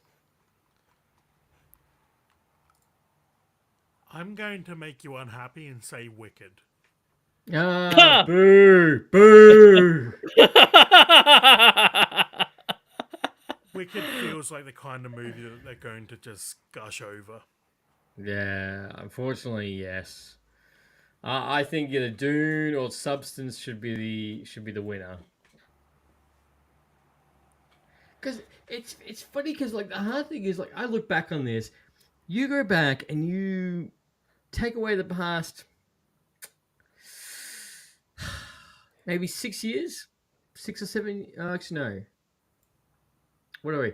Maybe take the past 10 years, and when you look back on the films that the best film of that year, you look and go, yes, that should have won. That makes perfect sense. I feel now when you see the film that's like the best of all time, you're like, really? Like that's the pick? Like it's more decisive than unanimous of the picks. But yes, they probably are gonna gush over Wicked because it's gonna be inclusive and it's going to be all beautiful story and all that kind of jazz. Should we make bets on who will do the crying? Will it be Ariana Grande or the other actress? There's that running joke where every interview it's either one of those two that does the crying. I know. Which her name, it's going to bug me now. She's actually caused controversy on 2 separate occasions. Have you seen this? Cynthia Erivo. Yes. Have you heard about her 2 controversy that she has done? No, but I've heard that she was trying to earmark herself into playing Storm. Yeah, that was one. Apparently unanimous. Everyone said no. No. Which I was one of them. I'm like, no. You're no Halle Berry. No. No. But the one of the suggestions I saw was that I forgot her name, but she's from Jurassic Park or Jurassic World Dominion, and she was the pilot. Oh, I think I know who you're talking about. She's also the same girl, if I recall, in the new Naughty Dog game that came out, the trailer, if I recall. It could have been, yeah. I'm like, yes, I could see you as Storm, but not not Cynthia. I'm like, I'm sorry, like, no. Definitely not. But no, the other controversy was that she lashed out on Instagram, being very naive and didn't really understand the vibe. Was that so? The original poster for Wicked in the Broadway is that they have the good witch talking, which you guys probably have seen once or twice, is the good witch is talking to the bad witch, but the bad witch has her hat down looking down. Oh, I've seen that. Yeah, yeah, yeah, yeah, Yeah. yeah. And she was really upset about that whole thing. Well, that's right. So some fan had done a mock poster of where they've used their likeness for the poster as a tribute to the Broadway poster. She's lashed out saying basically, oh my god, like Rapid Temptation, like my face and everything, I shouldn't be covered. You know, I'm just as important as everybody else. Blah blah blah blah blah. I'm like, that's not the point. You've missed the incomplete point of why that poster was made. Like your PR team should be shot, or they're going to lose their minds. And then she has come out bang, oh, I might have just like overreacted. I'm like, no, you're an idiot. I get the whole like it's a tribute poster, but yeah. It was just she should have looked into it more. Yeah, she should have fact checked more. I'm like, well, that's well done. You've pissed off Broadway people. Good job. Altogether. We've also got best directors. We've got James Mangold for The Complete Unknown, Coralie Frégret for Substance, Bradley Corbett for The Brutalist, Sean Baker for Honora, and Jackie Orlin for Amelia Perez. And it's interesting because pretty much all those directors are the same directors in the best picture, except for Dune, which I think he did a good job with Dune. Yeah. Well, that's interesting how you've got a huge ton of best movies, and then you've got the like 5 people, and compared to compared to what's in the 10, thing. 10.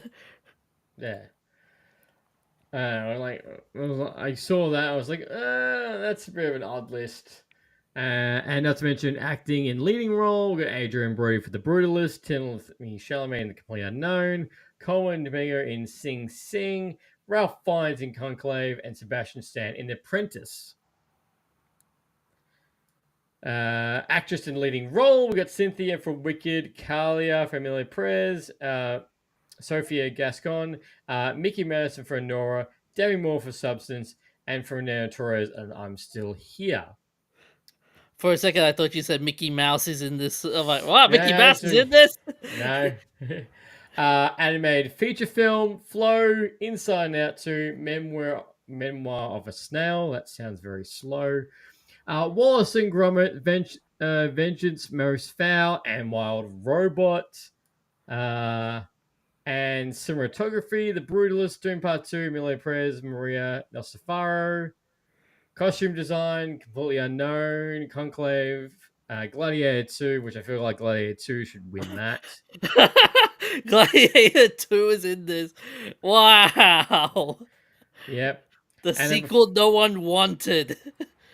Hey, it wasn't that bad. Have you guys both seen it? No, I haven't seen it, but I am aware of the Nick Cave script, which involves time travel. What? Gets weird. So, back in... I don't remember what year it was anymore, but a long time ago, Nick Cave of Nick Cave and the Bad Seeds wrote a script for Gladiator 2 that involves the gladiator dying and being resurrected and given the ability to time travel. What? I think you're broken, Professor. But like, what does he do? Go back in time and kills the Emperor again? Or you watch that film and then at the end of it, it says Gladio will return in Avengers Secret Wars?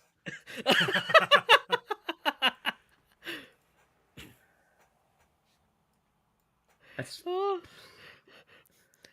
weird scripts. Weird scripts. Yeah. And Visual Effects Awards, Alien Romulus, Better Man, Doom Part 2, Kingdom of the Planet of the Apes, and Wicked. Wow, Kingdom of the Planet of the Apes? That's a while. When did that come out? That was like March or Feb last year. I know. When I was in December when I was doing my like review of the worst films, I was like, "Oh, Madam Web." I'm like, "Ah, no, that was last year." And I was like, "Oh shit, no, it wasn't that? It's Feb." But look, I feel like Alien Romulus did a really good job, but I almost feel like for scale, Doom Part 2. But like, how do you like? No, apologies. Like, how would you judge that? Like, how much special effects, or how seamless the special effects is? I would say it's more of the how many people were drawn into the whole thing. Yeah, I would. Yeah, well, yeah. Well, the special effects for Doom Part 2 was immaculate. It was fantastic. So was Alien Romulus. I loved the 80s aesthetic. The only thing is, which I forgot his name, the director of Alien Romulus, did say that he has fixed the special effects that was on one of the characters they brought back to life. Looked a bit jarring, and they said they have fixed it for the DVD release. Do you guys see Alien Romulus? I've seen bits and pieces of it. No, I haven't seen it. But I do know what you're talking about with the character who was digitally recreated. Yeah. And it feels a bit odd to... Can you really say that a movie had the best special effects if it's getting remastered continuously? Well, no. That's it. Or tweaked. Or tweaked if and edited Yeah, again. at what point is the finished product that you review? Well, well, that's right. You should review the unedited version that hits cinemas. That is what should be it. So it might, yeah. I'd say, again, I hope Wicked doesn't win. What's going to be interesting with this category is that, given what we see with AI, could this be the last time we see this, or before AI creeps in? Well, that's a hard thing. Is where does that line draw of that level?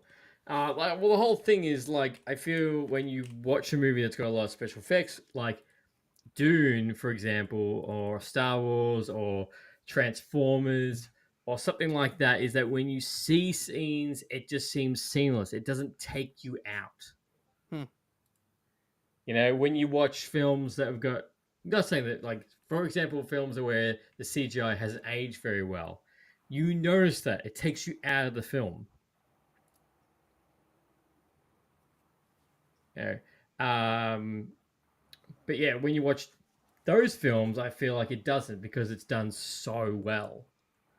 And I don't, and what I think in my review, I did say in Alien Romulus, the only thing that was a little bit jarring was that character. All the aliens, all the bugs, everything just looked fantastic. It was just that where you were just like, this looks a bit off to do.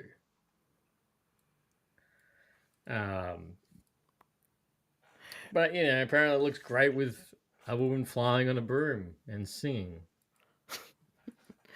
Oh, the crazy part's going to be from this entire Oscars. My gripe is going to be whoever wins these Oscars will be will be in the Marvel movie a year from now or 2 years from now. What do you mean will be the Marvel movie? Like, can you imagine, like, the Eternals, for example? Chloe Zhao won an Oscar. All of a sudden, she's the director for Eternals, the movie. Oh, yes. You get, yes. Oscar-winning directors and writers and actors for these movies, yes. Yeah. And the Eternals it just did not end well for Marvel and the Eternals. Mm-hmm. Like, can you imagine Timothée Chalamet wins Best Actor? Next minute, you'll see him in another Marvel movie. Well, apparently no. Apparently he did say in an interview that he was speaking to Leonardo DiCaprio and asked for some advice. And apparently Leonardo DiCaprio wrote back, said to him, "No capes." So, Professor, you're saved. Timothée Chalamet will be another June movie. Yeah, he will. He will. I don't think that's wrong. I feel like there has been many actors who have a massive career and they've still worn a cape. Like just because we were talking about before, like Christian Bale. Christian Bale has a fantastic plethora of movies. He's won so many awards. Yeah, and he played Batman, but he's not as bad as George Clooney, Bat Nipples. And Robert Downey Jr. Yes, he played Iron Man, and he absolutely kills it in Oppenheimer. And if you really want to pull back, he did fantastic in the oh my god, the silent Charlie actor, Chaplin. Charlie Chaplin. Oh yeah. So I don't think it's so narrow. Like, look, Leonardo, just because no one's asked you to put a cape on because you probably suck at it, doesn't mean that someone else won't. Which I know also the fact that Leonardo DiCaprio is staying very far away from this year because this year is 2025. Oh,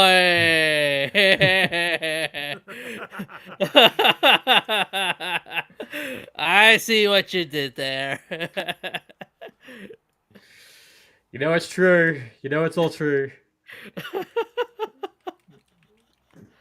But no, I couldn't even imagine what kind of superhero Timothy could play.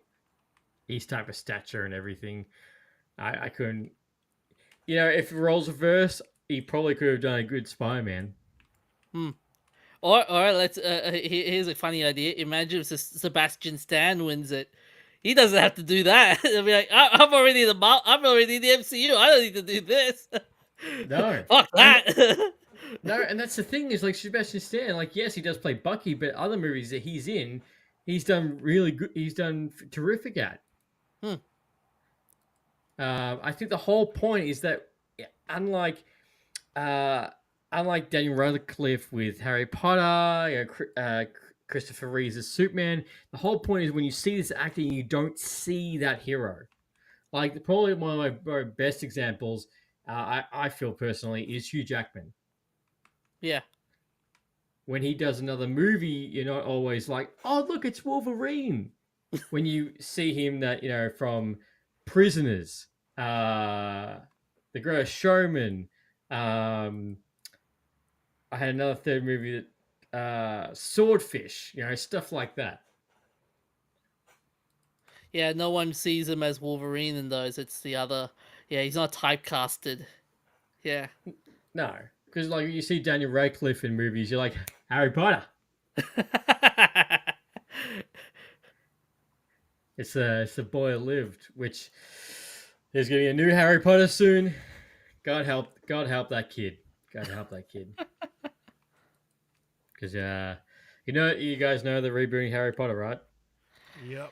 Yep, that's gonna be an interesting I mean, it's nice that they're gonna reboot it, but will the magic be there? That's another question. Oh, it will be on screen, but like, that's probably where all it's going to be is the magic. No, I meant like like when you watch I know. it the first time. Yeah, okay. It's all right. I know what you meant.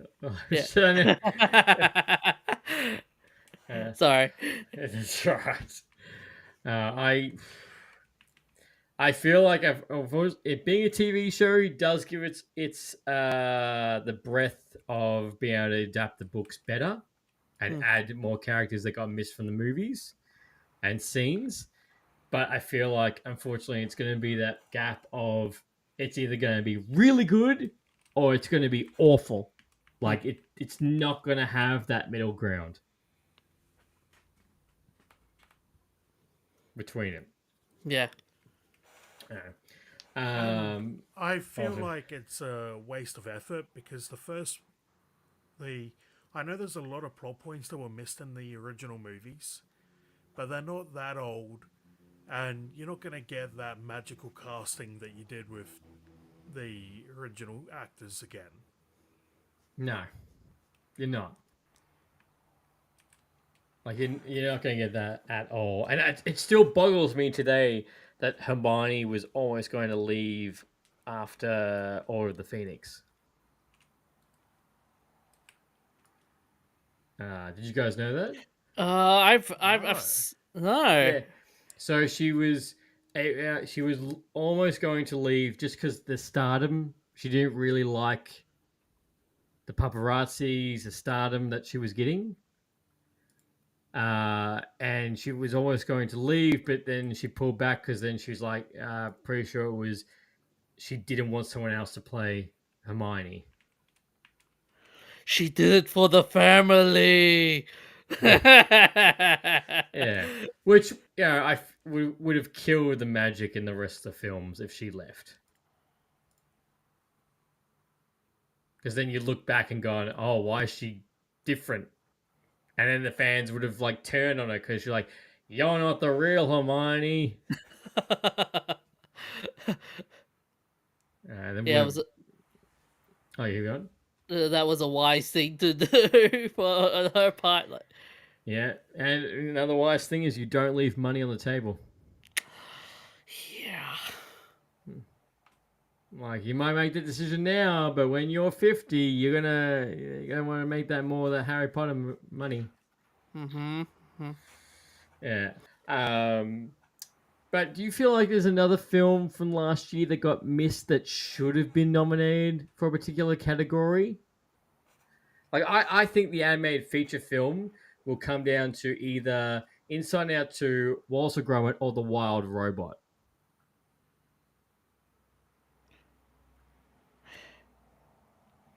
Yeah, I reckon that's what it'll come to as well. Yeah, because I know Inside Out 2 was the highest grossing movie of last year.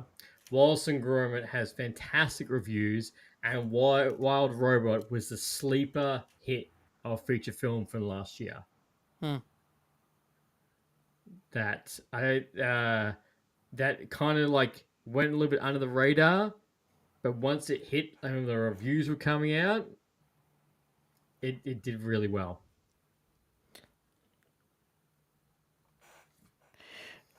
There were some movies that I would have loved to see Transformers 1 in that category. True, actually, yeah. Transformers 1, we've done fantastic animated feature film. Yeah. Yeah, like, yes, it does still feel weird when I watch and go, Thor is Optimus Prime. Oh yes, oh yeah. But it's still a good film. Yeah, it was still good. Yeah, and we got the iconic iconic designs towards the end with all of them. So, yeah, Transformers 1 would have been great. Or even Despicable Me 4 as well. Like that movie, I don't know how that movie has survived all these years. What do you mean, Despicable 1, 2, 3, and a spin-off film with the Minions? Yeah, it's so many. There's so many of them. Like, and that's and like normally people will end it at 3, but this thing is 4. Yeah, keep Yeah. look at Hotel Transylvania. There's 4 films of that. Oh yeah, it's true. Yeah. And Shrek as well. Yeah. Yeah, we're getting Shrek 6 next year. That's going head to head with the new Ice Age film. What Nice. year is it? What is it? Oh my god, what's going on? I know it feels like that sometimes. I swear. It was like, oh my god. But yeah, Shrek 6 next year. Which I can't believe we're getting Shrek 6. I'm like, poor Mike Myers. And that's not even the end of it. We're getting the Donkey spin-off as well. Oh damn! Finally, after all those years, we Yeah. finally get a donkey movie. Yep, we're getting a Donkey movie. Yep. And that's insane. The fact is that going a Donkey movie, Puss in Boots has 2 films of his own.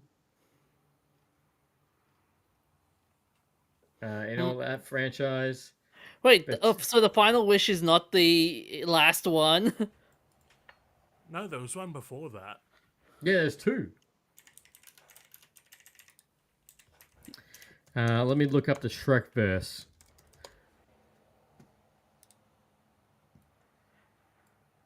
Where are we? Yeah, Shrek 2, Shrek 2, Shrek 3, Shrek 4, Puss in Boots, and Puss in Boots: The Last Wish. Yeah, Which is actually a really good film. yeah, that was good too. Yeah. Yeah. Um.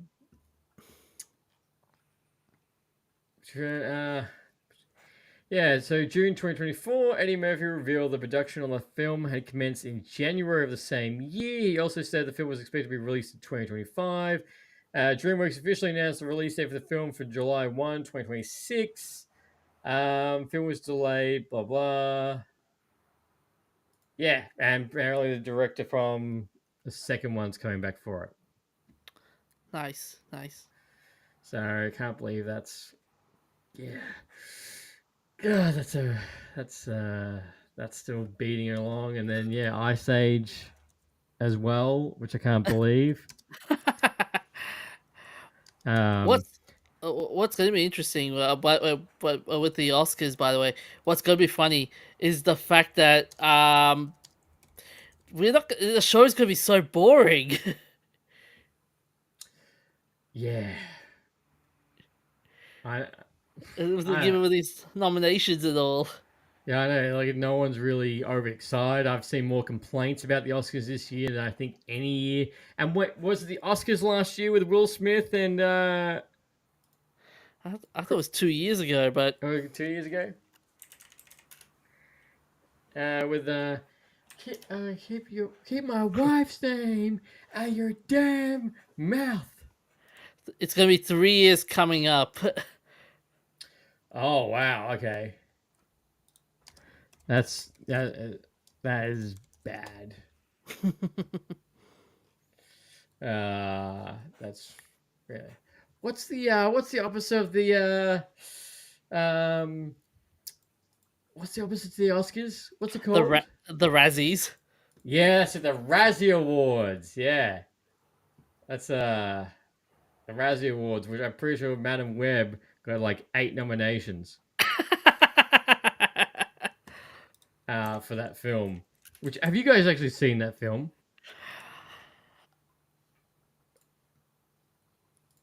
I haven't. Luckily I didn't watch it in theaters, but I watched it on a friend bought a DVD of it, and I watched it with him, and I just went, "What the hell was I watching?" You're watching pure garbage. Where are we? Da-da-da. Is this it? Da-da-da. Is this what we're looking at?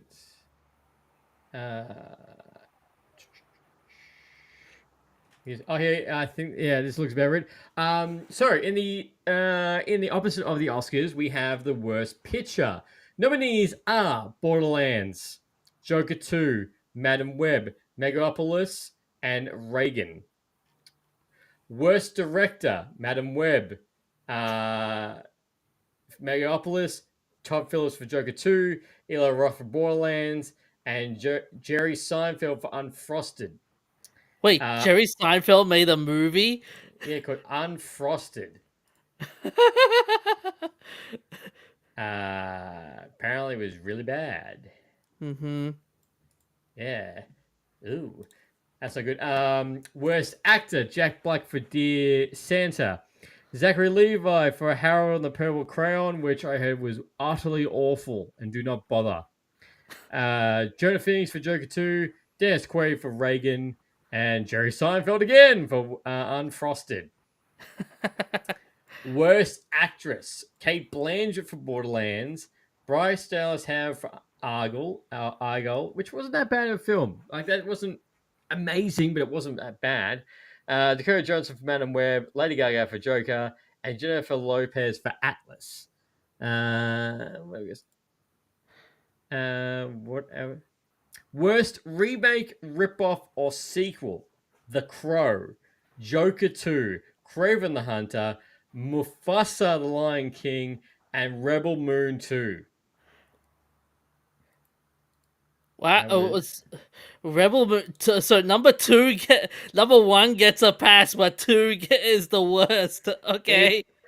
Even though the fact that Rebel Moon 2 thought was better than Rebel Moon 1. Oh. I'm surprised they even made a sequel after the first one flopped so badly.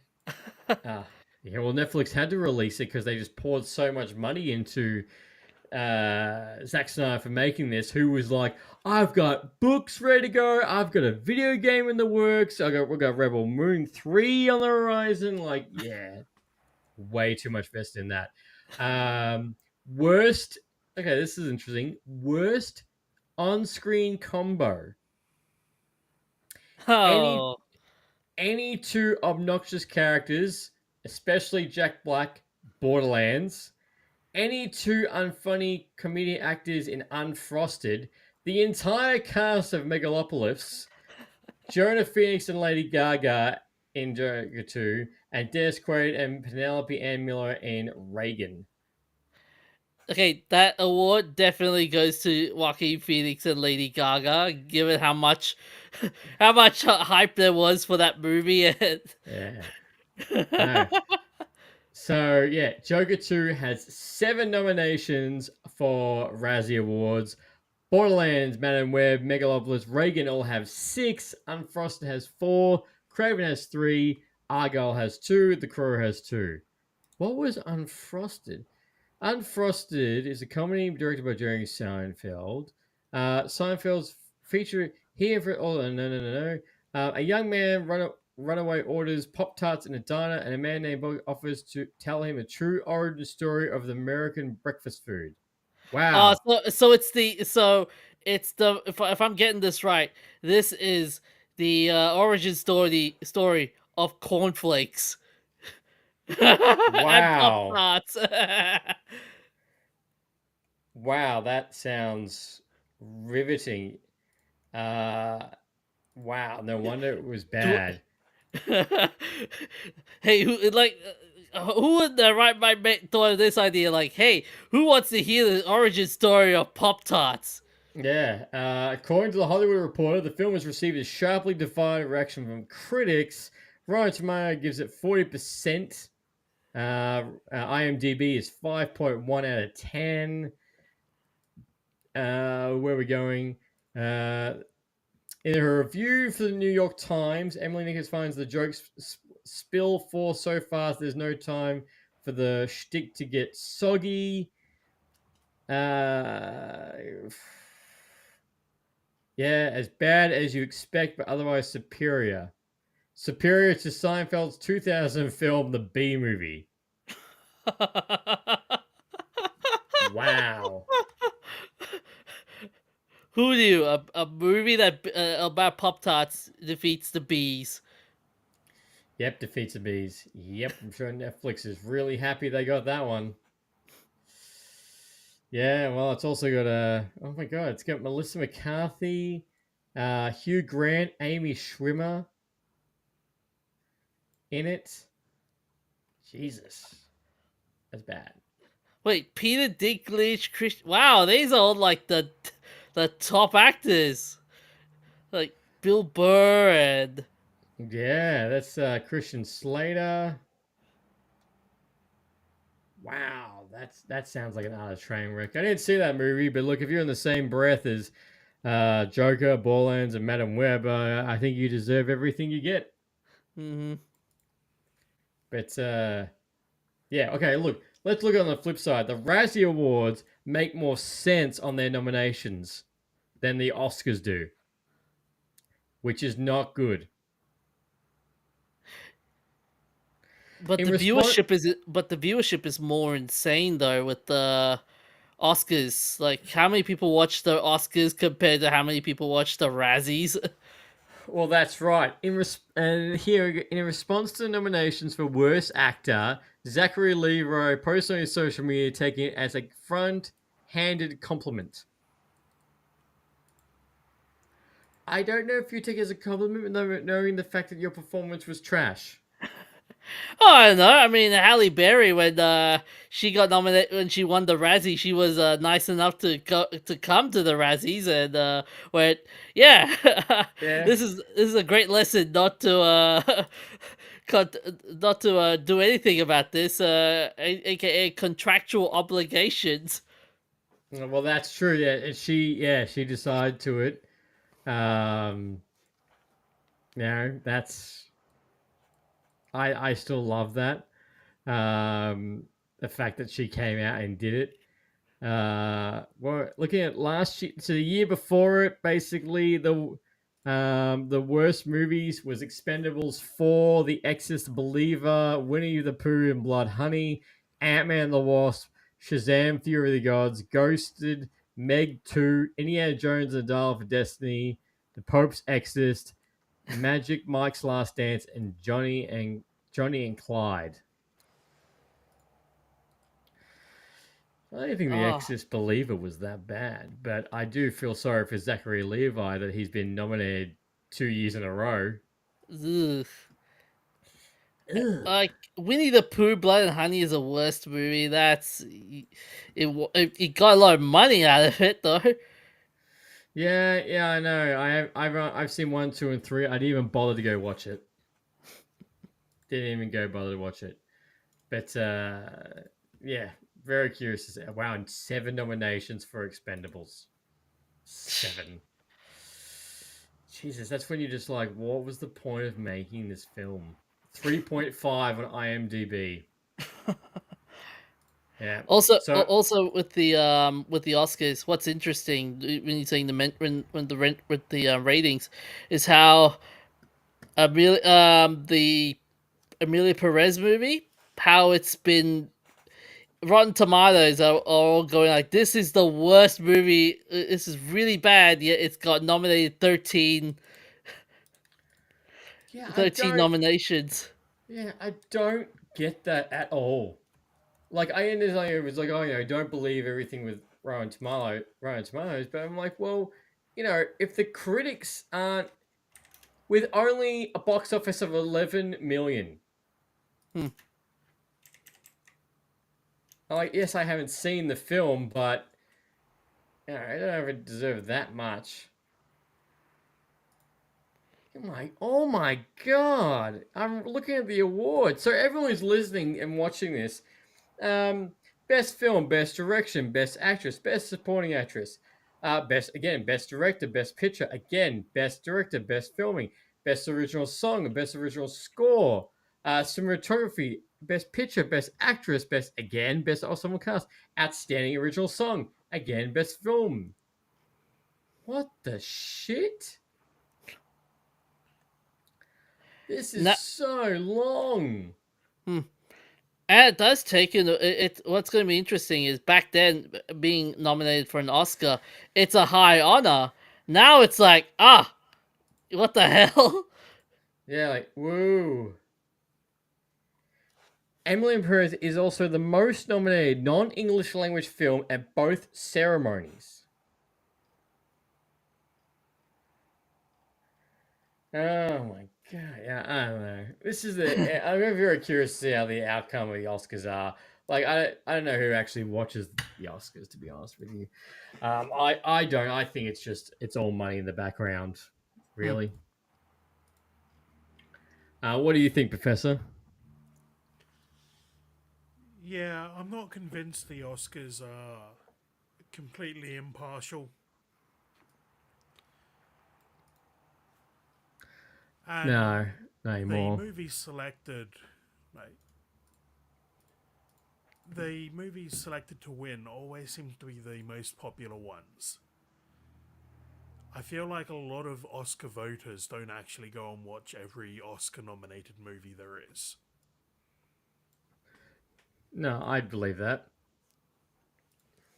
I always just like the fact that it's like, oh, here's the nominees. I'm like, yep, no one spoke about or talked about that movie. No one spoke about or talked about that movie.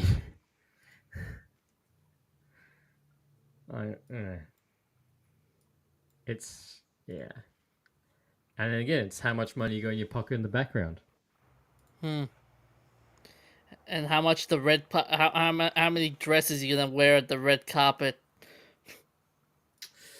Yep, that's right. Like, I saw one film that people feel really snubbed is Challenges with Zendaya. Ooh, That yeah. Look, there's nothing on it. And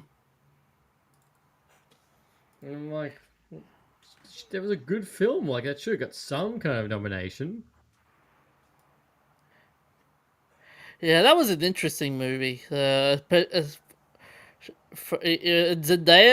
Zendaya as an actress, I think she's grown really well in terms of her what roles she's playing to like her acting skills. It's really good to watch her grow as an actress. Yeah, she's doing a fantastic. Again, she's another actor that's been in the Marvel universe and has an outstanding performance on the outside. You know, I think I can't remember if she's returning for Spider-Man 4 or not. I don't think Ned is. Oh, okay, wow. Okay, Ned was always there. Was like the right hand man. He's not going to be there. That sucks. Oh, Yeah.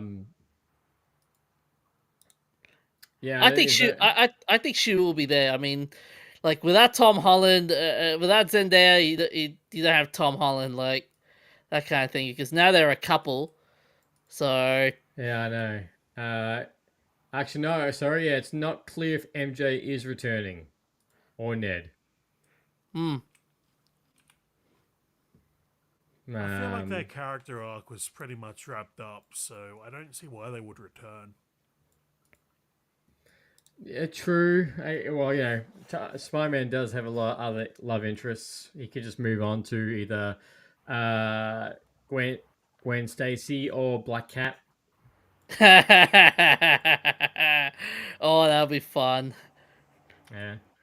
Or if I was him, I'd be like, I'm gonna go find the Scarlet Witch, see where she's been. Don't mind me.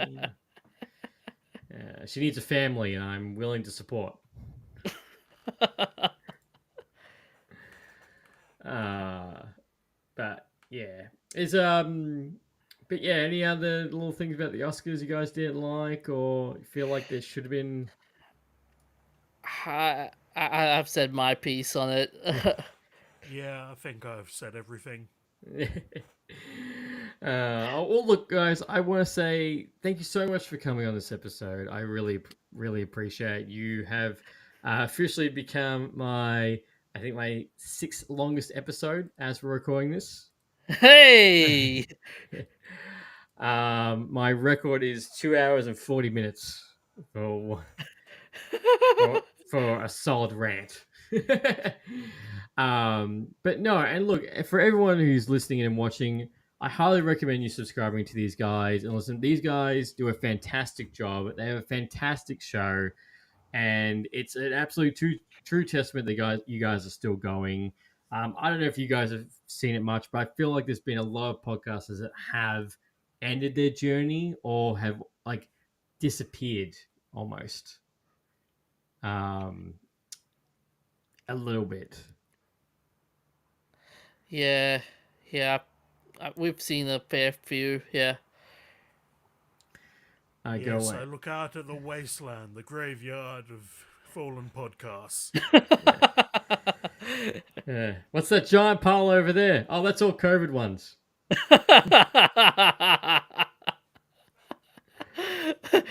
It's like, who are you? I am the gravekeeper of this podcast graveyard.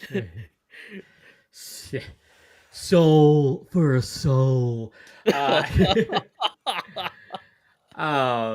no, like I said, you guys are doing a fantastic job. You guys have a great show, and you guys 100% should have a shit ton more followers on your social media than what you guys do have now. I think it's undeserving.